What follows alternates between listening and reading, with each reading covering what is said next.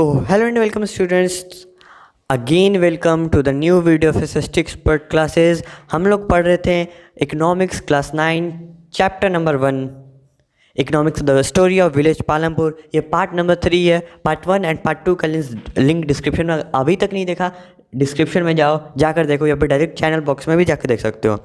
तो सबसे पहले हम लोग ने जहाँ तक पढ़ा है वहाँ से स्टार्ट करेंगे। सबसे पहला है will the land sustain. Will the land sustain, क्या लैंड सस्टेन करेगा? लैंड भी देखो, लैंड एक नेचुरल रिसोर्स है जो नेसेसरी है और उसको बहुत केयरफुली यूज़ करना पड़ता है। जो साइंटिफिक रिपोर्ट्स है वो इंडिकेट करता है जो मॉडर्न फार्मिंग मेथड है वो नेचुरल रिसोर्स को ओवर यूज़ कर लेता है। जो बेसिकली पहले हम लोग एक लैंड को है ना, एक बार में 2 ही क्रॉप्स उगा पा रहे हैं, तो जो मॉडर्न फार्मिंग मेथड है ना उसे 3 बार 4 बार भी उगा सकते हैं, मीन्स उससे ओवर यूज़ कर ले रहे हैं।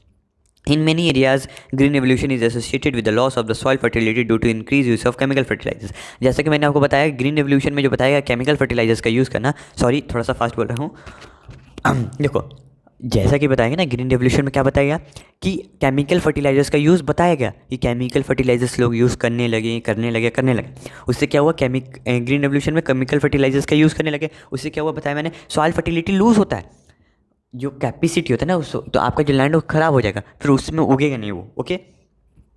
Also continuous use of ground water for tubewell irrigation has reduce the water table below the ground. देखो, बार बार अब क्रॉप ग्रो कर रहे हैं तो पानी की ज़रूरत बार बार पड़ेगी, क्योंकि जब HYP सीड्स यूज़ करते हैं ग्रीन रेवोल्यूशन में जो बताया गया था मेथड, उससे क्या होता था ना, पानी थोड़ा सा ज़्यादा एक्स्ट्रा यूज़ करता था। उससे क्या प्रॉब्लम हो गया? प्रॉब्लम हुआ कैसे नहीं, प्रॉब्लम हुआ वो जो ग्राउंड वाटर है वो कम होते जाए, उसका जो लेवल है वो कम होते जाएगा। जानते हो, environmental resource like soil fertility and ground water are built up of many years, one destroyed it is very difficult to restore them. एक बार जब सॉइल फर्टिलिटी लूज़ हो जाता है या फिर ग्राउंड वाटर का लेवल कम हो जाता है तो उसको बिल्ड करने में बहुत साल लगता है, बहुत साल लगते हैं, बहुत मुश्किलों का सामना करना पड़ता है। ऐसा नहीं कि अभी मीन्स मेरा 1 साल की गलती के लिए ना 10 साल के लिए आपको मीन्स उसमें टाइम लग जाएगा। ओके, हम लोग को इसीलिए हम लोग को अच्छे से ध्यान रखना चाहिए इन्वायरमेंट का, और इंश्योर करना चाहिए जो डेवलपमेंट है एग्रीकल्चर का होते रहे, बट उसके साथ जो नेचुरल रिसोर्स है उसका भी इस्तेमाल अच्छे से करें, केयरफुली करें। Okay. How is land distributed between the farmers of Palampur. जो अब पालमपुर की कहानी से फिर से आ जाते हैं, कैसे लैंड डिस्ट्रीब्यूटेड है, फार्मर्स हैं जो पालमपुर के।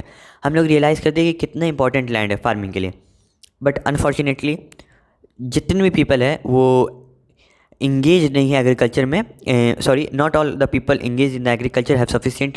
जितने भी लोग एग्रीकल्चर में इंगेज हैं उनके पास सफिशिएंट लैंड नहीं है कल्टीवेशन के लिए, क्योंकि सबके पास तो ऐसा नहीं है कि सबके पास 1-1 हेक्टर ज़मीन है। किसी के पास 1 हेक्टर है, किसी के पास आधा हेक्टर है, किसी के पास उससे भी कम है, किसी के पास उससे भी कम है। ऐसे ठीक है। पालमपुर में क्या ना, 1/3 पॉपुलेशन है, 450 फैमिली में अप्रॉक्सीमेटली 150 फैमिलीज़ है वो लैंडलेस है, उनके पास कोई भी लैंड नहीं है। और जो 150 फैमिली है, most of them Dalits have no land for cultivation. जितने भी दलित्स हैं, जैसे कि मैंने बताया कि 1/3 जो पीपल्स है वो दलित्स हैं, और मैक्सिमम दलित ही लोग के पास लैंड्स नहीं है। Okay. Dalits have no land for cultivation. Dalit के पास कोई भी लैंड नहीं है कल्टिवेशन के लिए। More than half the area of the village is covered by the plots that are quite large in size. जो विलेज का एरिया है आधा से ज़्यादा प्लॉट्स के द्वारा कवर किया जाता है जो बड़े बड़े हैं। जो पालमपुर में जो 60 फैमिली है जो मीडियम एंड लार्ज फार्मर्स, वो लोग कल्टिवेट करते हैं 2 हेक्टर से ज़्यादा लैंड में। A few of the large farmers have the land extending over the 10 hectares of more. कुछ जो बड़े बड़े ज़मींदार या जो बड़े बड़े किसान लोग हैं ना, उनके पास 10 हेक्टर से भी ज़्यादा ज़मीन है, बट 150 फैमिली के पास कोई भी ज़मीन नहीं है, वो लोग लैंडलेस है। अब इसको पॉज करके आप लोग देख लो मेजर क्रॉप्स एरियाज कहाँ कहाँ हैं इंडिया में। Okay. Who will provide the labour. Labour को कौन प्रोवाइड करेगा? After land, labour is next necessary factor for production. Land के बाद लेबर सबसे इंपॉर्टेंट फैक्टर है प्रोडक्शन के लिए। Farming requires a great deal of hard work. जो फार्मिंग है वो बहुत हार्ड वर्क से होता ही है। Small farmers along with their families cultivate their own fields. जो स्मॉल फार्मर्स है, गरीब छोटे छोटे हैं, जिनके पास छोटे छोटे ज़मीन है, वो लोग अपने फैमिली के द्वारा ही कर लेते हैं, क्योंकि उनके पास पैसा नहीं है कि लोग दूसरे का अपॉइंट करें। Okay. Thus they provide the labour requirement for farming. Okay, family cultivate.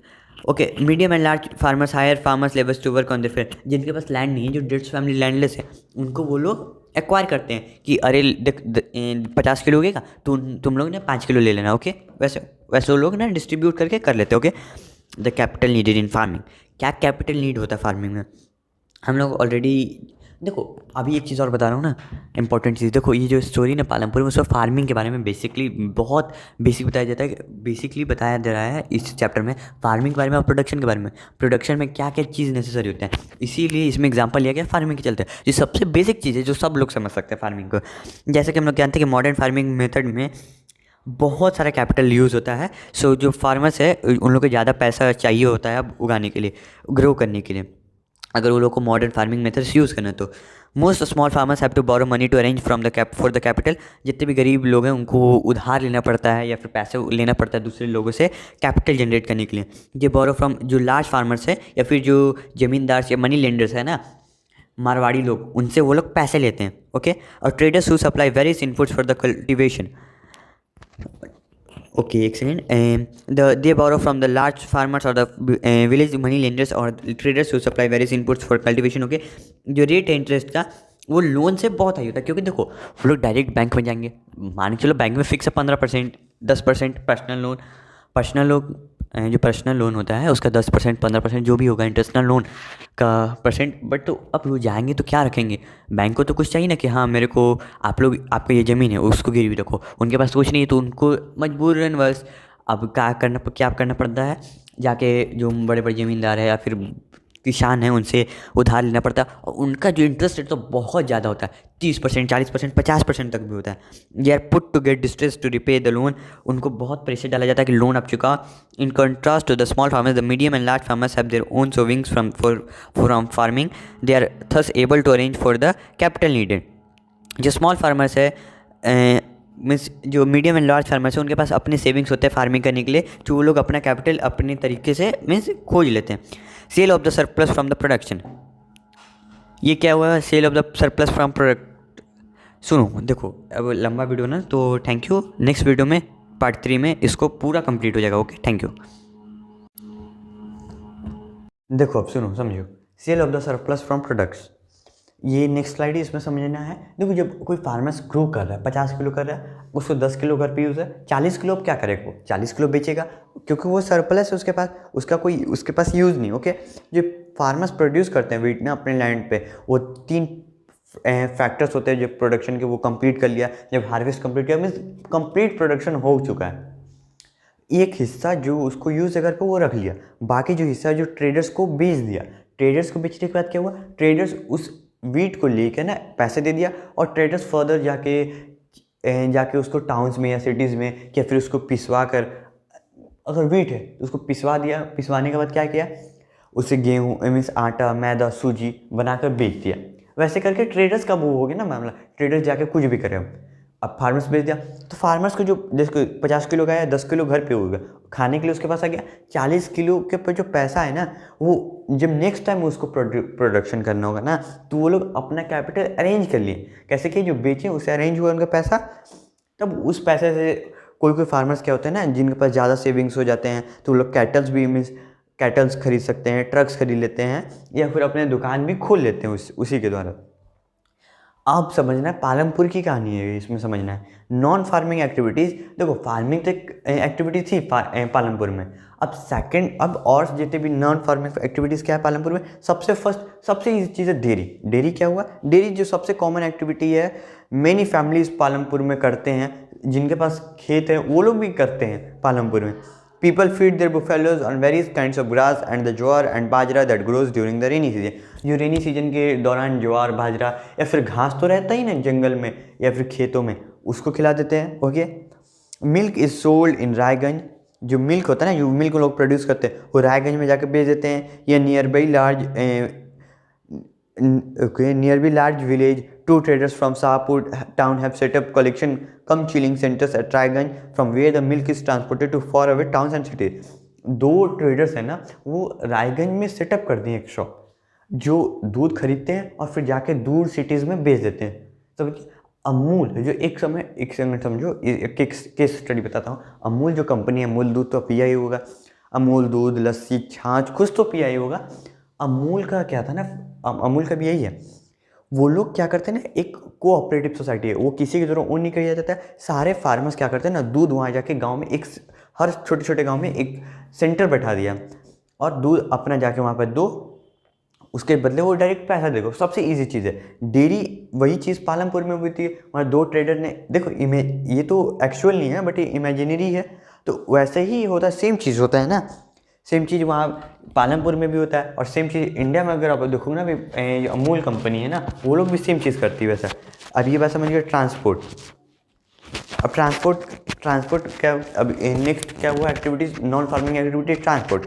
जो वैरायटी ऑफ व्हीकल्स है वो पालमपुर के रोड्स को कनेक्ट, बहुत सारे ट्रांसपोर्ट फैसिलिटीज़ अवेलेबल है पालमपुर में, जो रोड को क्योंकि वहाँ रोड है, रोड कनेक्शन अवेलेबल है रायगंज के द्वारा। तो रिक्शा वाला लोग जो कोई लोग रिक्शा चलाते हैं, कोई लोग टोंगा चलाते हैं, कोई जीप चलाते हैं, कोई ट्रैक्टर चलाते हैं, कोई ट्रक भी चलाते हैं। People driving the traditional bullock cart and bogie are people in the transport services. वहाँ पे बुलॉक कार्ट्स भी अवेलेबल है और बॉगी भी है, जो बॉगी यूज़ होता था तो बहुत पहले यूज़ होता था, आई थिंक आज से 20-25 साल से भी पहले यूज़ होता था वो।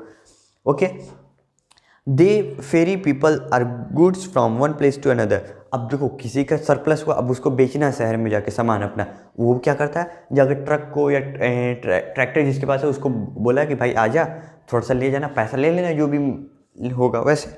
तो ट्रांसपोर्टेशन सिस्टम वहाँ है। And it done get for credit. Transportation system जो लोग चलाते हैं, जिनको शहर जाना तो वो लोग भी पैसे देते हैं। The number of peoples involve in the transport has grown over the last several years. जो नंबर लोग हैं जो ट्रांसपोर्ट चलाते हैं वो लोग बढ़े हैं लास्ट कुछ ईयर्स में। Thank you. अब ये बेसिक चीज़ समझिए, बहुत ईजी सा चैप्टर है, 30-35 मिनट के चैप्टर है, ज़्यादा बड़ा नहीं है, कोई स्ट्रेस नहीं है। 30 मिनट, इसमें फुल मार्क्स अटेम्प्ट कर सकते हो।